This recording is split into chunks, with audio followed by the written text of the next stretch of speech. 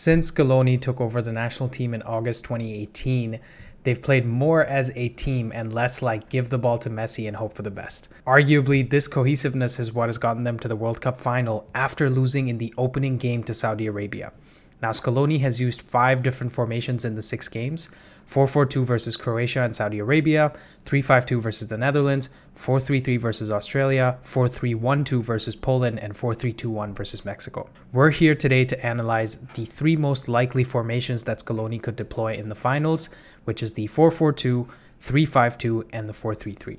In the 4-4-2, Argentina will attack down the right-hand side to exploit the space in behind Mbappe and Hernandez. So these areas here will be where Messi will operate between the midfielders and defenders. Alvarez will try to link up the play with Messi. Molina will get forward to provide the width. And Fernandez and McAllister will be moving forward to provide support to these 3 players.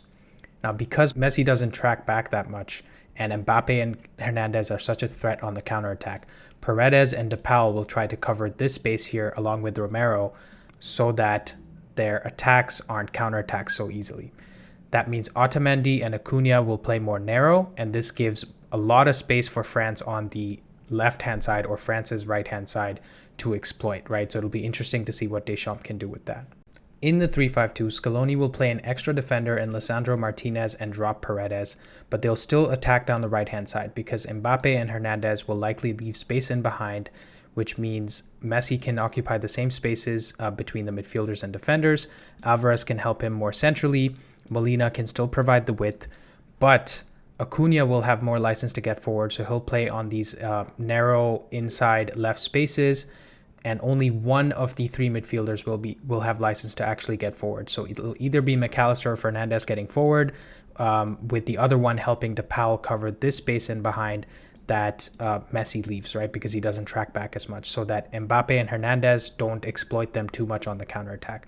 So Otamendi will also help in this area, and Martinez will kind of act as the left back. Again, in this formation, there'll be more space on the left-hand side, but there is slightly more attacking threat on the left-hand side, giving up for an extra midfielder that can potentially help on the right side. So it'll be interesting to see how Deschamps reacts to this formation.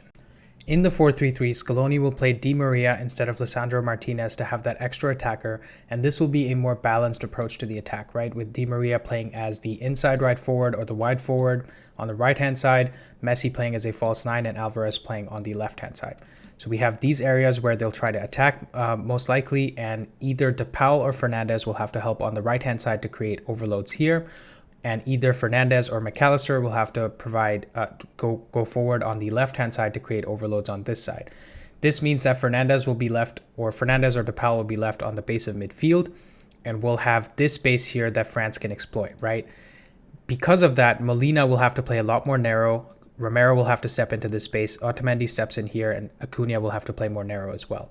Now, with France's strengths coming on the left-hand side, that leaves a lot of space in behind on Argentina's right for Mbappe and Hernandez to exploit. And Giroud is most likely going to either occupy this player here or Otamendi over here, right? Which means that Griezmann will have more room to occupy these spaces and find either Mbappe or Hernandez. So it can create some real problems defensively for Argentina. But let's see which formation Scaloni is most likely to go with. Obviously, all 3 formations have their strengths and weaknesses. With Di Maria on the side in a 4-3-3, they'll have more attacking threat down the center and the right-hand side, but they'll be more susceptible to the counterattack down the middle and their right-hand side, right? So the France's left. With the 3-5-2, he'll give more license for Acuna to attack, and only one of these 2 midfielders will be able to attack.